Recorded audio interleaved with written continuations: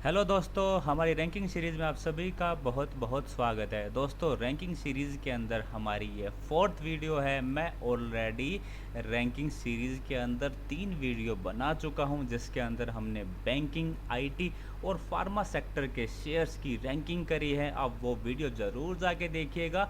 आपका जो long term का पोर्टफोलियो है उसको बनाने में वो वीडियो काफ़ी हेल्पफुल रह सकती है। आज हम बात करने वाले हैं स्पेशलिटी केमिकल सेक्टर के शेयर्स के बारे में।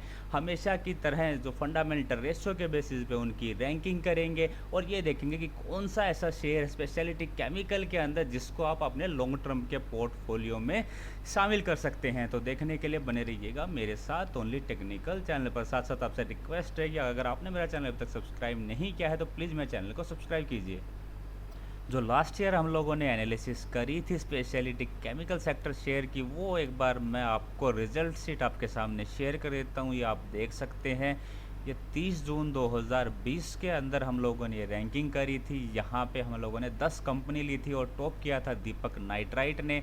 नंबर 2 पे टाटा केमिकल रहा था, तीसरे पे एल्काइल अमाइन रहा था। और आप यहाँ पे नीचे तक देख सकते हैं ये लिस्ट, ये हमारी लास्ट ईयर की है। अब की बार हमने 10 की बजाय 11 शेयर्स को शामिल किया है, बिकॉज जो स्पेशलिटी केमिकल सेक्टर के जो है पूरा वो काफ़ी क्राउडेड है, उसके अंदर ढेरों शानदार शेयर हैं। इसीलिए हमने 10 की बजाय 11 शेयर को शामिल किया है। साथ साथ अब की बार हमने पीडीलाइट को इस रैंकिंग से ड्रॉप किया है, बिकॉज पीडीलाइट अपनी एक अलग पेडिग्री का शेयर है, इसलिए वो इसके अंदर फिट नहीं बैठता। चलिए नेक्स्ट स्लाइड के अंदर मैं आपको एक बार क्राइटेरिया बता देता हूँ, जिन क्राइटेरिया के बेसिस पे मैंने ये रैंकिंग करी है। ये सारे के सारे काफ़ी इंपॉर्टेंट क्राइटेरिया हैं और किसी भी शेयर की फंडामेंटल एनालिसिस के लिए बहुत ही हेल्पफुल रहते हैं। अगर आपको ये डीप में समझना है कि कौन सा क्राइटेरिया का क्या मतलब होता है, उनकी लोअर वैल्यू बेटर होती है या फिर हायर वैल्यू बेटर होती है, तो उसके लिए आप मेरी फंडामेंटल सीरीज़ वाली वीडियो देख सकते हैं। तो यहाँ पे मैं एक बार क्राइटेरिया आपको बता देता हूँ फटाफट। पहला है price to earning ratio, P ratio. दूसरा price to book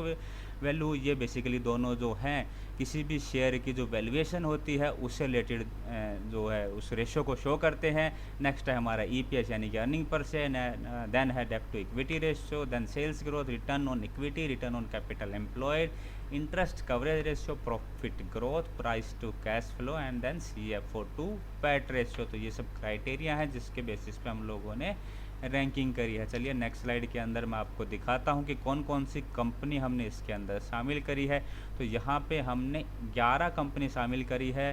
Deepak nitrite आप देख सकते हैं, विनाती organic, fine organic, Aarti industries, Atul, Naveen fluorine and clean science जो हमारी नई एंट्री है, लक्ष्मी ऑर्गेनिक भी नई एंट्री है, then Tata chemical, alkyl amine and Rossari biotech, ये भी हमारी इसके अंदर नई एंट्री है।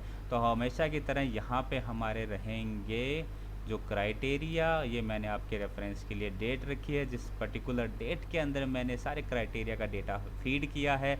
और इस टेबल के अंदर हमने सिर्फ जो वैल्यू है इनकी, चाहे वो न्यूमेरिकल में हो या फिर परसेंटेज के अंदर हो, वो सारी इसके अंदर फीड करी है। फॉर एग्जांपल अगर दीपक नाइट्राइट की बात करें तो 13 सितंबर के अंदर दीपक नाइट्राइट का जो पी था वो 75.6 था और पीबी की वैल्यू 16.2 थी। तो इस टेबल के अंदर हमने जस्ट उनकी जो न्यूमेरिकल वैल्यू है वो पुटअप करी है। साथ आपको जो येलो कलर में जो आपको दिखाई दे रहा है वो बेसिकली उसकी जो सेल्स ग्रोथ उस पर जो पिछले ईयर के अंदर वो नेगेटिव रही है, यानी कि उसने डिक्लाइन जो है सेल्स ग्रोथ शो करी है, तो उसको हमने येलो कलर से और नेगेटिव सिंबल से डिपिक्ट किया है। चलिए नेक्स्ट जो है उस स्लाइड के अंदर चलते हैं, वहाँ पे हमने इनकी मार्किंग करी है। मार्किंग का कॉन्सेप्ट आपको समझ में आ गया होगा, लेकिन अब की बार हमने 10 के बजाय 11 कंपनी ली हैं, इसलिए जो मैक्सिमम मार्क अब की बार रहेगा वो रहेगा 11 और मिनिमम हमेशा की तरह जो 1 मार्क था वो यानी कि किसी पर्टिकुलर कंपनी ने ये जो क्राइटेरिया है इनकी बेसिस पे सबसे अच्छी परफॉर्मेंस दी है उसको हमने मैक्सिमम मार्क यानी कि 11 मार्क दिए हैं, और जिसकी वर्स्ट परफॉर्मेंस है इसको हमने 1 मार्क दिया है। इसके अलावा जो क्राइटेरिया नेगेटिव थे, जैसे कि बहुतों की अब जो लास्ट ईयर थी जो प्रॉफिट ग्रोथ थी वो नेगेटिव थी, उसको हमने 0 मार्क दिए हैं। तो इस तरीके से मैंने मार्किंग करी है। और कोई मैं एक पर्टिकुलर एग्जांपल से आपको समझा देता हूँ। For example ROE and ROC, इन दोनों की जो वैल्यू है वो ज़्यादा होती तो बेटर होता है। तो यहाँ पे आप पीछे देख सकते हैं सबसे ज़्यादा आरओई एंड आरओसी आपको दिखाई दे रहा होगा वो है क्लीन साइंस का। यहाँ पे 45% का आरओई और 60.4% का आरओसी इसने शो किया था। तो यहाँ देखिए उसका जो है मैक्सिमम मार्क यानी कि 11 आउट ऑफ 11 उसको मिले हैं। इसी तरीके से जो पी और पीबी की जो है लोअर वैल्यू बेटर होती है, तो यहाँ पे हम लोगों ने उसी के हिसाब से मार्क दिए हैं। जैसे कि टाटा केमिकल जो है वो पी और पीबी के हिसाब से काफ़ी सस्ता शेयर नज़र आता है, ये देखिए, इसीलिए उसको 11 आउट ऑफ 11 मार्क मिले हैं। तो आई थिंक आपको मार्किंग क्लियर होगी। हमने ये जो पर्टिकुलर क्राइटेरिया हैं इन्हीं के बेसिस पे मार्किंग करी है। चलिए अब लास्ट स्लाइड के अंदर चलते हैं, ये देखते हैं अब की बार रैंकिंग में कौन सा शेयर ऊपर गया है और कौन सा नीचे आया है। चलिए ये आ गया, हमारी लास्ट स्लाइड आ गई। तो यहाँ आप देख सकते हैं अब की बार जो टॉप किया है वो एल्काइल अमाइन ने किया है। लास्ट टाइम इसकी जो रैंकिंग थी वो 3rd थी। नंबर 2 पे ये जो है क्लीन साइंस ने बाजी मारी है। ये काफ़ी शानदार शेयर था, इसीलिए हमने इसको अब की बार शामिल किया है। 3rd नंबर पे अतुल लिमिटेड है, लास्ट टाइम इसकी रैंकिंग 5th थी। देन नवीन फ्लोरिन है, रोजरी बायोटेक, ये देखिए ये भी नई एंट्री है, काफ़ी शानदार शेयर है स्पेशलिटी केमिकल का।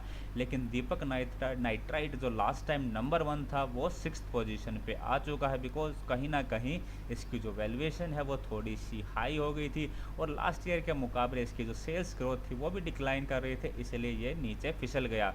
देन टाटा केमिकल, ये देखिए ये 2nd नंबर पे था, ये 7th रैंक पे पहुंच गया है और आप यहाँ नीचे तक देख सकते हैं। फाइन ऑर्गेनिक हमारी इसके अंदर जो है रैंकिंग के अंदर बिल्कुल लास्ट में रहा है। तो हमने लगातार जो है 2 साल हमने रैंकिंग करी है और ये देखा है कि जो एल्काइल अमाइन का शेयर है लगातार टॉप 3 के अंदर है। इनफैक्ट अब की बार तो उसने टॉप किया है। तो स्पेशलिटी केमिकल से हमारे लिए एक शेयर एक बिल्कुल पक्का हो गया है, वो है एल्काइल अमाइन का। इस शेयर को हम बिल्कुल हमारे जो लॉन्ग टर्म का पोर्टफोलियो उसके अंदर शामिल कर सकते हैं।